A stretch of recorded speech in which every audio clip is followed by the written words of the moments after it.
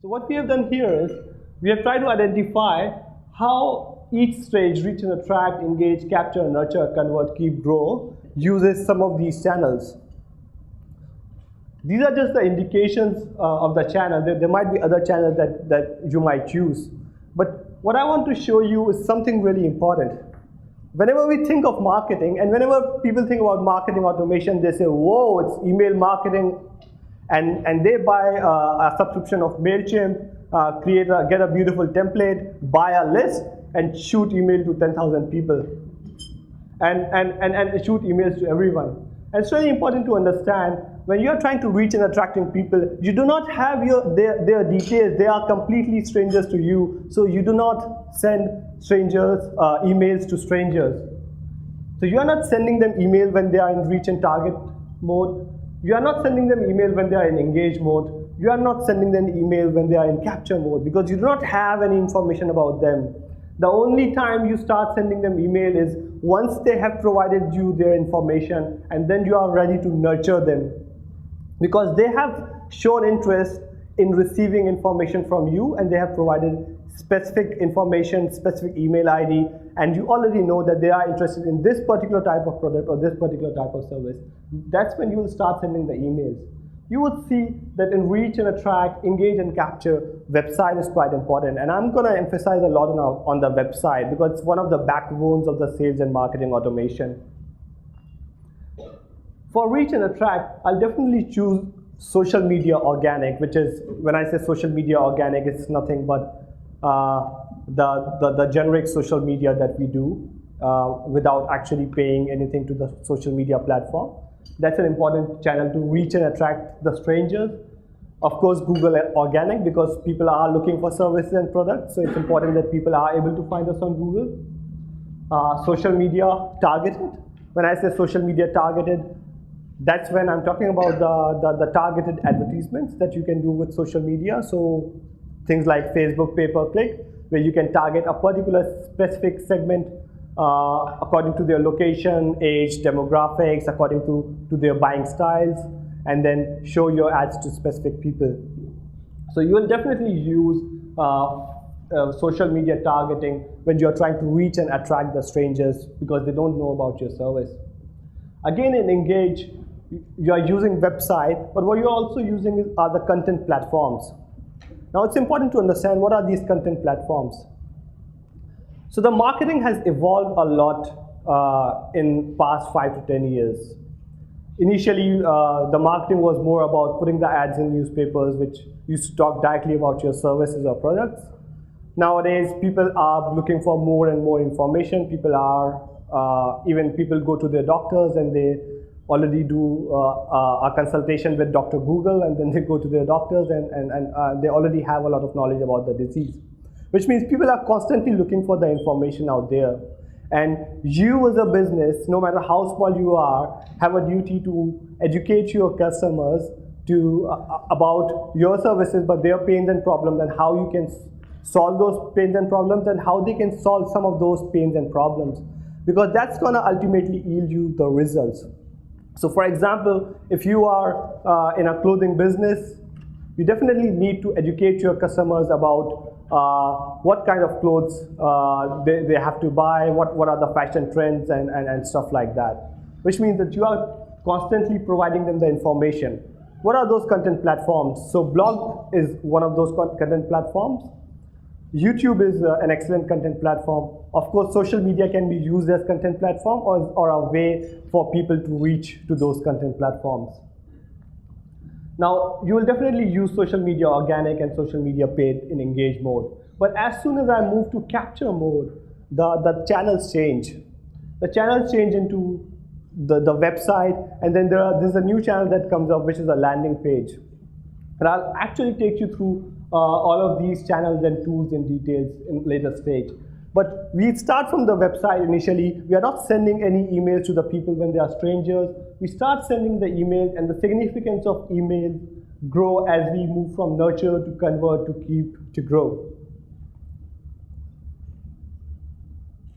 Now the next part of the equation, which is really important to understand automation, is what does automation requires? So the essential part of automation is the data. You need to have data so that you can reach out to the people, understand what they do, and then set up automations. And automation cannot operate without proper data, which means you need a way to capture data, something that could capture data for you, and then something that could store data for you. These are the two main building blocks of your sales and marketing automation. If you have to start sales and marketing automation, you need to look at two tools which are quite essential. First is something that can capture the data for you, and secondly, something that can store the data for you. An excellent example of something that can capture data for you, it's not the only example, but it's a widely used thing, is your website. But now it's really important that your website is actually able to capture the data for you, which means it shouldn't be just a dumb website. It needs to be a smarter website. A website that has the ability to capture the data for you. But before capturing that data, a website that has the ability to reach and attract your customers, engage them through the content, ultimately capture their details, and then measure all of those outcomes. So what I would like you to do after this session is to go back at your website and try to measure your website on those parameters. Is your website able to automatically reach to your target audience? How are you strategizing to ensure that your website is reaching to your target audience, or your target audience are able to come to your website when they are looking for specific services, solutions to their problems, or specific products? Are they able to reach to your website? And how do they reach to your website? There are two main methodologies, or basically four main methodologies through which they come to your website. The first is the Google organic search. So they are looking for your product. They search for a product or services, and they land upon your website. The second thing is the referrals from different websites. The third thing is the social media.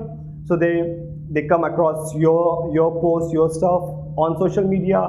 They like one of your page, like one of your posts, and ultimately somehow they come on your website through social media. And the fourth is the direct traffic. And most of us are accustomed to having a direct traffic on our website, which means that these are the people that we meet. We give our business cards to, or someone refer us to someone. And that's when people look for our business, and that's when we come up on the search, or they already know our URL and they are directly coming up on our website. That's the direct traffic. So most of our traffic nowadays is generated through direct traffic, but what we want to do ultimately is that most of our traffic is generated through Google search, organic searches, social media, and referrals, and very less amount of traffic through the direct traffic, or the people directly looking for my business, because they will come to my business anyways. Attract. And this is an audit for all of you to do with your website. When you look at a particular website, the research shows that only a lot of people, they look at the website for 5 seconds and leave. And if you look at the analytics of your website, you will know that 95% of people are leaving your websites in first 5 seconds or first 15 seconds.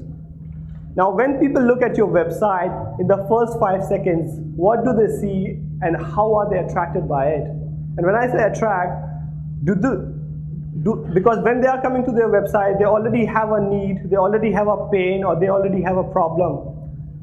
Do they see the solution or answer to that problem in the first 5 seconds when they are on your website? The second question is, if they spend 15 seconds on your website, are they able to see, of course, what problems or pains are you solving, but how are you solving them? What are the service or products that you are providing? So if a person looks at your website for 15 seconds and is not able to understand what problem or pain are you solving and what products or services are you providing, which means you are not able to attract enough people. Once they are attracted towards your website, it's really important that you engage them. And I'll talk about different strategies of engagement, but two main important things about engagement is, of course, the content on your website and the way your website is structured so that it is attractive to people and people are engaged with it. It's interactive, so people are actually not looking at something really static, but something that's driving engagement for them. And the ultimate thing for a smarter website is capture. That's what you want to do through your website. So you do not want to, we all come from a background where we used to use marketing flyers, newspaper ads, or banners, where we used to spend money on all of these things and put it out, but we had no idea who these flyers are going to, what can we do with those flyers or brochures, and what is the conversion rate through those flyers or brochures. And this thought actually goes into development of the websites now. So people think of websites as beautiful online marketing brochure. They are not marketing brochure, they are not marketing channels for you. They are the sales channel. Your websites are the tool that will ultimately create leads for you. If you are an e-commerce business or a business that's done through the website, definitely you'll can actually convert people directly through your website. But even if you are in a business that's completely brick and mortar, you have got a family business, you have got a small startup, anything at all, the first thing that people would come to is your website. And once they are coming to your website, if you are not able to capture their details, then you are missing out on 90% of your potential customers.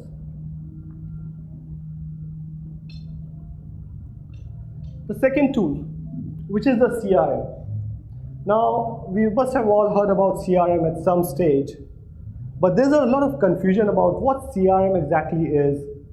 There's so many CRMs out there. So CRM is basically a customer relationship management system, and different companies have created their own definitions of customer relationship management systems according to their own convenience. And they define customer relationship management system according to their own convenience. So when we think of customer relationship management system, we think of something like Salesforce or maybe something like Marketo. And what we fail to understand sometimes is what exactly a CRM is and what is its role for me. So my definition for a CRM is very simple. So I'm not talking about a very sophisticated tool that would cost me hundreds of bucks per month to pay for it. I'm talking about something simple that can serve four purposes for me. The first purpose is to receive data. Receive data from where? Receive data from definitely website, maybe social media channels, maybe landing pages. Anything that could receive data for me and then ultimately store that data in a categorical manner, which means it can be an Excel file, a Google spreadsheet, or something similar. And then taking from storing data to actually converting into a process, which means something that takes my data and gets some useful information from that and takes decisions. That's where my Excel files, where I store my data in, my paper-based files fails. Because I definitely have access to data, but I cannot make useful decisions according to that data. That's where I need something more sophisticated. And then ultimately, something that has the power to make connections with other applications. Because you are going to need other applications, other tools to enable your sales and marketing automation. So we'll work with the definition of a tool that can receive the data, and that this data is all about customer, store that data, process that data, or make decisions on that data, and ultimately make external connections with the data. Now, I'm talking about all of these building blocks, but I haven't come to the automation yet, because it's really important to understand these basics, and once we understand these basics, automation is a very small, simpler part. Now, there are two different other tools which are quite popular in automation field. Email marketing automation and social media automation. How many of you use any email marketing automation tool? One, two. What tool do you use? MailChimp. Can you name of any other tool? Mandrill, yes. Yes, Aweber, Campaign Monitor. So there are a lot of email marketing automation tools that exist there, But what we do is we actually use them in silos. Similarly, there are a lot of social media automation tools. Does anyone use the social media automation tools? Post Planner, is it?